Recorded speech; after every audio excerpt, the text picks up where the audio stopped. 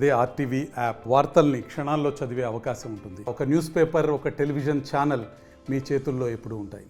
ఈ రోజున జంగారెడ్డిగూడెం ఆర్టీసీ డివిజన్లో మరి 3 న్యూ బస్సెస్ని ఓపెన్ చేయడం జరిగింది. 2 హైదరాబాద్కి స్లీపర్ కోచెస్ నాన్ ఏసీ, అలాగే వైజాగ్కి ఏసీ కోచ్ని ఈ రోజున మేము ఇక్కడ లాంచ్ చేయడం జరిగింది. సో ఈ విషయంలో మరి వర్కౌట్ చేసి ఇది జరగడానికి కారణమైన ఆర్ఎం గారికి, డిఎం గారికి, అలాగే ఆర్టీసీ స్టాఫ్కి అందరికి కూడా నేను ధన్యవాదాలు తెలియజేస్తున్నాను. Master minds, the pride of India. Inter, MPC, BiPC, MEC, CEC చదివిన విద్యార్థులకు సీఏ మరియు సిఎంఏ ఫౌండేషన్ కొరకు నూతన బ్యాచెస్ ప్రారంభం.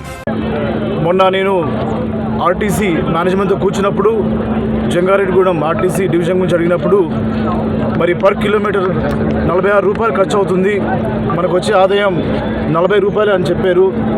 6 రూపాయల డెఫిసిట్లో ఉన్నాం మరి.